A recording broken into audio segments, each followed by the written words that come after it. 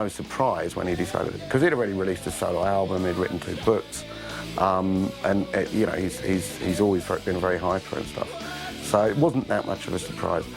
We finished that tour, and then I know that the band did start rehearsing and interviewing people for the job, and putting them in, you know, giving them, what's the word, auditions. So I actually had The Independent run a huge story on the auditions, which was quite hilarious, saying, you know, nobody knew, and we took them down, and we had like a half-page feature on it, you know, so who's going to fill the shoes? And then it was announced that Blaze was going to do it, and Blaze had been widely assumed by a lot of people to be lined up for the job. So a lot of people thought that we'd wound up the press, but in fact we hadn't. It just went that way. It was, the band were auditioning a lot of people, and they did audition Blaze, and yeah, they ended up taking Blaze on board, but, you know, everyone sort of thought it was a done deal. It wasn't. The first album that Blaze sang on was X Factor, and there was a great deal of anticipation for that album because there was a 3-year gap between Fear of the Dark and X Factor, which was at the time the longest gap Iron Maiden had left between making a studio album. That was partly down to the fact that Blaze had a bike crash and things got put back. But obviously, you know, that they had to come back with a strong album, and it was a new singer, so there's a lot of attention. And just the fact there's a new frontman means there's a lot to be proved again. And I think people's reaction to that album was quite guarded. I don't think anyone came out at the time and went, "This is rubbish." And it wasn't a rubbish album. You know, it had some good points. But I think it was a hard Iron Maiden album to get into. It was very long. It was very dark. Steve Harris will tell you that he'd gone through a divorce at the time and was very affected by that. He'd also wrote a lot of very dark songs about the Gulf War, which was going on during that period. So it was a dark-sounding album, and although a lot of people have made comparisons between Bruce's voice and Blaze's voice, there are similarities, but Blaze just hasn't got the vocal range of Bruce. You can hear crossover in the voice, but, and maybe I'm being quite harsh saying this, it's all in one key. And Blaze Bayley as a vocalist is very, very different to Bruce Dickinson, much like Bruce Dickinson was different to Paul Di'Anno. Here you had a man who had a very deep voice, you know, very kind of rich, and he can't hit the high notes as well as Bruce Dickinson can, but he has that kind of deep richness to his voice that was, in a sense, compelling and also difficult to imagine how he could sing those songs. So it was to prove a very, very tough era for the band, and the Blaze Bayley era came crashing in, and with it brought a lot of negativity and a lot of division between fans. Now, a lot of people, with hindsight, were critical of that choice. Whether people were so critical at the time, I don't remember. I certainly don't remember that they were. And for all the bad points that people always seem to bring up about Blaze Bayley, the one thing that I would say is no one else at that time, when Maiden needed a Bruce Dickinson replacement, or to this day, have ever actually said, well, Blaze Bayley was the wrong choice because they should have got this person or that person. You know, they were intent that they had to remain a British band, they wanted a British singer, and there wasn't anyone else out there to do the job. So Blaze Bayley turned up and did his best.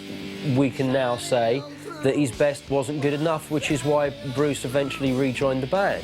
But there wasn't anyone else out there who could have done a better job, and I still don't hear anyone coming up with an alternative that could have become Iron Maiden's frontman and continued their glory when Blaze joined them in the mid-1990s. After a long period of touring, the band went back to the studio to record their 1998 album, Virtual 11. So Blaze's second album is Virtual 11, and by this time people have started to become critical of Iron Maiden because the sales of tickets have been diminishing, and it wasn't only the case that people were slightly disappointed with the previous album, they were also slightly disappointed with the performance that Blaze was giving. And he'll admit, and the band will admit, that he wasn't 100% every night, which is not good enough, you know, by Iron Maiden standards. I think the other problem that kind of made people, if you like, rise up and start being critical was the fact that Bruce Dickinson had left Iron Maiden and had made rock albums, but they sounded different to Iron Maiden. By the time Virtual 11 came out, he'd decided that he wanted to go back to making metal albums, and had actually made one album at that point and then released another one before rejoining Maiden that sounded like Iron Maiden albums extensively. So people were going, well, Bruce is doing this solo stuff sounding like Iron Maiden, and we've got Iron Maiden, who are our actual favourite band, but we're not too happy with what they're churning out. And I don't think Blaze can completely take the blame here, because some of the songs that were on the Virtual 11 album just weren't really good songs. I mean, the first single from that album was a 10-minute track. They did an edit to 6 minutes, but the actual album version was 10 minutes, called The Angel and the Gambler, where they do actually sing, "Don't you think I'm a saviour, don't you think I can save you, don't you think I can save your life," 25 times. Now, you know, people are going to start to go, oh, Bruce isn't doing that on his albums, maybe they should get back together again. So I think Steve Harris always maintains that it was seen as a necessity that there needed to be a change of frontman. But he'll tell you that by no means was it decided that Blaze goes and Bruce comes back. They looked at other people, there are different options that were considered, but at the end of the day, Bruce proved to be the best one. With Bruce back in the band, the reunited Maiden began a world tour in July 1999, and later in the year started rehearsing for the next album.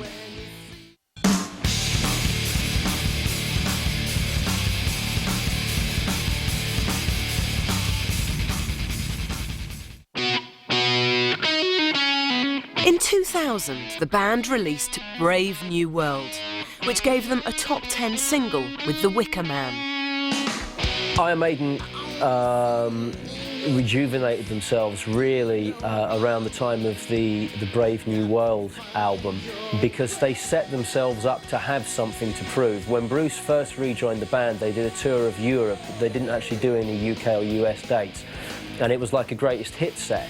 So everyone that saw that or heard about it loved it, because Bruce was back, they were playing all the hits again, most of which they hadn't been playing with Blaze, and it was like, right, we're back on track. But even before they did that tour, they'd all said, well, Bruce is back in the band and we are going to do a new album, but we're not going to rest on our laurels, because if it just becomes about playing the back catalogue, then it's cabaret as far as we're concerned. So they said, you know, we need to make a great album, and we need to prove that we can still make good albums that will sell, and then we'll be back on an even keel. So they set up a great level of anticipation themselves, went into the studio with Kevin Shirley as the producer, who had not worked with them before, and made Brave New World, and people heard that, and The Wicker Man was the first single, and people generally were like, wow, you know, Iron Maiden are back. I think I spoke to someone from their record label who was getting me a copy of The Wicker Man, and I was really excited to hear it, and then she'd heard it, and I was like, what is it like? And she just said to me, it's Iron Maiden as I remember them. And that was what it was like for everyone, really.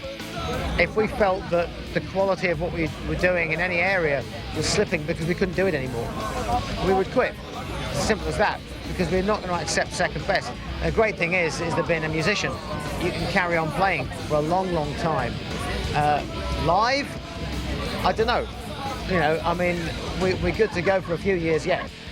Bruce Dickinson is like this massive ball of energy, although he's not actually that massive because he's quite a short man, but just so much energy for everything that comes his way, be it singing in Iron Maiden, writing songs, writing books, flying airplanes, presenting radio shows, whatever, you know.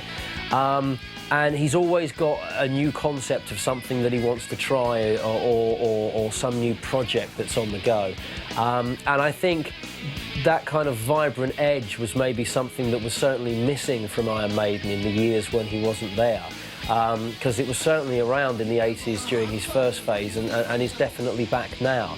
And I think out of all of the members of Iron Maiden, he'd probably be the one that missed it the most when the day comes that Iron Maiden aren't around, because he really does get a thrill out of being the front man with that band and putting out new albums to prove that they can still do it and